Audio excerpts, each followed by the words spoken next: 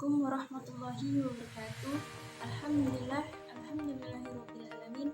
Wabihi nasta'in ala umur dunya waddin.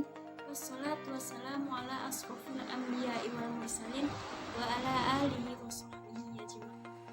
Nama saya Dwi Rizky Fadila, NIM 02011820096, Fakultas Syariah dan Hukum UIN Sumatera Utara, Program Studi Ahwalus Saksiyah 5B. Demi memenuhi tugas mediasi hukum keluarga, di sini saya akan mempresentasikan makalah saya yang berjudul Konflik dalam Keluarga. Yang pertama, pengertian konflik. Konflik dapat berupa perselisihan, ketegangan, atau munculnya kesulitan lain di antara dua belah pihak atau lebih.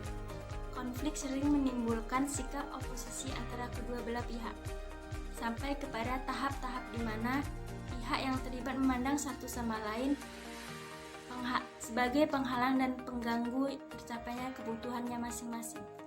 Secara bahasa, konflik identik dengan percekcokan, perselisihan, dan pertengkaran. Selain dapat akibat buruk, konflik juga bisa berakibat negatif. Maksudnya, dengan terjadinya konflik, suatu pasangan akan lebih menambah rasa sayang satu sama lain. Yang kedua, ada karakteristik konflik. Keluarga merupakan salah satu unit sosial yang mana hubungan antar anggotanya terdapat saling ketergantungan yang tinggi. Oleh karena itu, konflik dalam keluarga merupakan suatu keniscayaan. Konflik di dalam keluarga dapat terjadi karena adanya perilaku oposisi atau ketidaksetujuan antara anggota keluarga. Pada umumnya, hubungan antara anggota keluarga merupakan jenis hubungan yang sangat dekat atau memiliki intensitas yang sangat tinggi. Keterikatan antara pasangan, orang tua anak, atau sesama saudara berada dalam tingkat tinggi dalam hal kelekatan, afeksi maupun komitmen. Ketika masalah yang serius muncul dalam hubungan yang demikian, perasaan positif yang selama ini dibangun secara mendalam dapat berubah menjadi perasaan negatif yang mendalam juga. Penghinaan terhadap hubungan kasih sayang berupa perselingkuhan atau perundung seksual terhadap anak dapat menimbulkan kebencian yang mendalam, sedalam-dalamnya cinta yang tumbuh sebelum terjadinya pengkhianatan. Hubungan dalam keluarga merupakan hubungan yang bersifat kekal. Orang tua akan menjadi orang tua, demikian juga saudara. Tidak ada istilah mantan orang tua atau mantan saudara. Oleh karena itu, dampak yang dirasakan dari konflik keluarga seringkali bersifat jangka panjang. Bahkan seandainya konflik dihentikan dengan mengakhiri hubungan persaudaraan, misalnya berupa perceraian atau lari dari rumah, sisa-sisa dampak psikologis dari konflik tetap membekas dan sulit dihilangkan. Yang ketiga, ada konflik orang tua dan anak. Secara naluri, orang tua akan menganggap anaknya sebagai bagian paling penting dalam hidupnya. Dalam posisi tersebut, orang tua akan berusaha mencapai kebahagiaan dan kesejahteraan anak. Dengan perspektif yang demikian, seharusnya konflik orang tua anak tidak terjadi, karena orang tua akan senantiasa berkorban untuk anaknya. Namun, dalam hubungan orang tua anak seringkali yang mengandung perspektif kekuasaan dan kewenangan, selain terdapat aspek tuntutan yang mencerminkan harapan orang tua terhadap sikap dan perilaku anak. Akhirnya, hubungan orang tua anak pun bisa diwarnai dengan berbagai pendapat dan konflik. Sumber utama konflik pada umumnya adalah ketidakcocokan antara perspektif anak dan perspektif ibu. Selanjutnya ada resolusi dalam konflik keluarga. Di dalam setiap keluarga pasti pernah mengalami konflik atau permasalahan, sekalipun keluarga tersebut dinilai sebagai keluarga yang harmonis. Bukan berarti di antara mereka tidak pernah terjadinya konflik seperti itu. Seperti halnya pasangan suami istri dalam keluarga juga ada konflik yang nantinya bisa menjadi kunci untuk mempererat hubungan antara anggota keluarga apabila ada keselisihan apabila diselesaikan dengan baik. Definisi dari keluarga harmonis adalah masing-masing anggota keluarga dapat bersama-sama menyelesaikan permasalahan yang terjadi secara sehat dan efektif. Dibutuhkan peran serta seluruh anggota keluarga untuk mengatasi konflik yang sedang terjadi. Berikut adalah langkah-langkahnya. Yang pertama, penjelasan konflik yang sedang terjadi dengan melakukan identifikasi terhadap seluruh anggota keluarga. Kita cari dulu apa masalah yang membuat konflik itu terjadi. Yang kedua, diskusi masalah dengan tenang dan seluruh anggota keluarga harus mengemukakan pendapat. Baik itu orang tua atau saudara, itu bisa memberi pendapat. Yang ketiga, meminta pendapat dan solusi dari setiap anggota keluarga mengenai langkah untuk menyelesaikan permasalahan tersebut. Yang keempat, jika kondisi dan situasi memanas, alangkah baiknya jika mengambil waktu untuk calm down supaya waktu itu tidak makin memanas. Yang selanjutnya, ambil sebuah solusi yang terbaik dan minta persetujuan dari setiap anggota keluarga.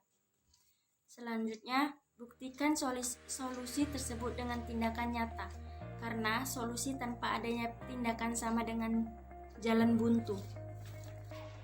Yang ketujuh, kesepakatan. Dalam perkawinan sangat diperlukan adanya kesepakatan. Dengan adanya kesepakatan atau hal-hal yang disetujui bersama untuk menjalani kehidupan pernikahan, maka penyesuaian perkawinan dapat berjalan dengan baik. Yang selanjutnya ada tentang komunikasi.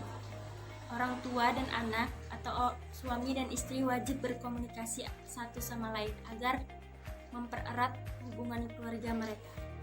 Selanjutnya ada sumber konflik. Yang pertama tentang penghasilan atau ekonomi. Penghasilan suami lebih besar dari istri adalah hal yang biasa. Bila yang terjadi kebalikannya, bisa timbul rasa masalah. Suami merasa minder karena tak dihargai penghasilannya, sementara istri merasa di atas sehingga dia menjadi sombong dan tak menghormati suami. Solusinya, walaupun penghasilan Anda lebih besar dari suami, cobalah bersikap bijaksana dan tetap menghormatinya. Hargai berapapun penghasilannya, sekalipun secara nominal memang sedikit. Jika Anda terus-menerus mempersoalkan penghasilan suami, persoalan bisa membesar. Yang kedua, soal anak. Ketidakhadiran anak juga sering menimbulkan konflik berkepanjangan, apalagi jika suami sering menyalahkan istri sebagai pihak yang mandul, padahal butuh pembuktian medis untuk menentukan apakah seorang mandul atau tidak. Solusinya, daripada membiarkan masalah tersebut berlarut terus-menerus, lebih baik bicarakan dengan suami. Ajaklah suami untuk bersama memeriksa kondisi ke dokter. Jika dokter mengatakan bahwa Anda dan suami sehat, kenapa harus resah dan saling menuduh? Yang ketiga, ada kehadiran pihak lain. Kehadiran orang ketiga, misalnya adik ipar ataupun sanak famili dalam keluarga, kadangkala juga menjadi sumber konflik dalam rumah tangga.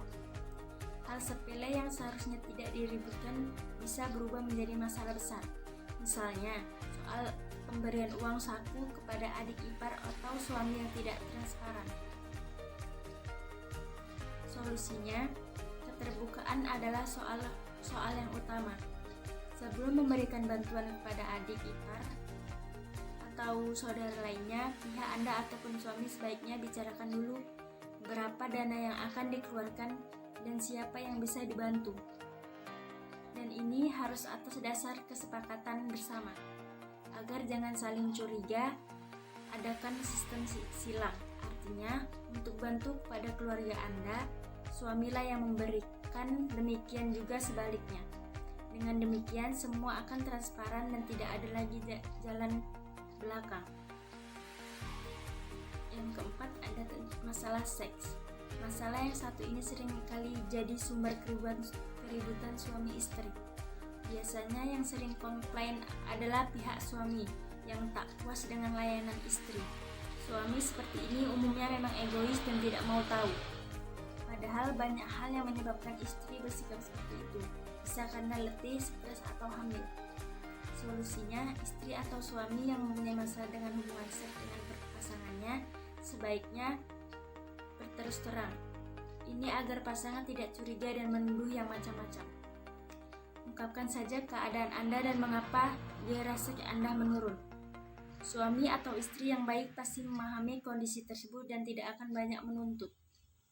Yang kelima, ada keyakinan.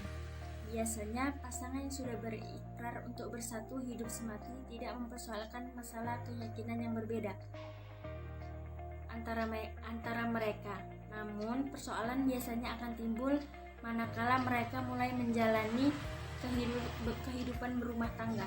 Mereka baru sadar bahwa perbedaan tersebut sulit disatukan. Masing-masing membenarkan keyakinannya dan berusaha untuk menarik pasangan agar mengikutinya. Meski tak selalu, hal sering kali terjadi pada pasangan suami istri yang berbeda keyakinan, sehingga keributan pun tak dapat terhindarkan. Solusinya, kondisi ini akan menjadi konflik yang berkepanjangan apabila masing-masing pihak tidak memiliki toleransi. Biasanya pasangan yang berbeda keyakinan sebelum menikah sepakat untuk saling menghargai keyakinan masing-masing. Nah, tetaplah pegang janji itu dan coba untuk saling menghargai. Walaupun di tengah jalan Anda atau pasangan sepakat untuk memilih satu keyakinan saja. Sebaiknya ini bukan karena unsur paksaan. Yang keenam, masalah mertua. Kehadiran mertua dalam rumah tangga seringkali menjadi sumber konflik karena terlalu ikut campurnya mertua dengan urusan rumah tangga anak dan menantunya.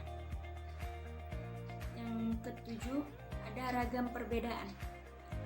Menyangkut dua hati berarti menyangkutkan dua kepribadian dan selera yang tentu juga berbeda. Misalnya, suami seorang yang pendiam, sementara istri cerewet dan meledak-meledak emosinya. Nah, kemudian pribadi ini bila disatukan biasanya tidak nyambung. Masing-masing tak ada yang mau ngalah karena akhirnya ribut juga. Yang kedelapan, ada komunikasi terbatas. Pasangan suami istri yang sama-sama sibuk biasanya tak punya cukup waktu untuk berkomunikasi. Paling-paling mereka bertemu saat hendak tidur atau akhir pekan. Kurangnya atau tak adanya waktu untuk saling berbagi dan berkomunikasi ini seringkali menimbulkan salah pengertian. Suami tidak tahu masalah yang dihadapi istri, demikian juga sebaliknya. Solusinya, sesibuk apapun Anda dan suami atau istri, tetapkan untuk berkomunikasi bahwa kebersamaan dengan keluarga adalah hal yang utama. Artinya harus ada waktu untuk keluarga. Demikian juga dengan hari libur. Usahakan untuk menikmati bersama keluarganya masing-masing. Mungkin itu saja yang bisa saya sampaikan. Lebih dan kurang mohon maaf. Assalamualaikum warahmatullahi wabarakatuh.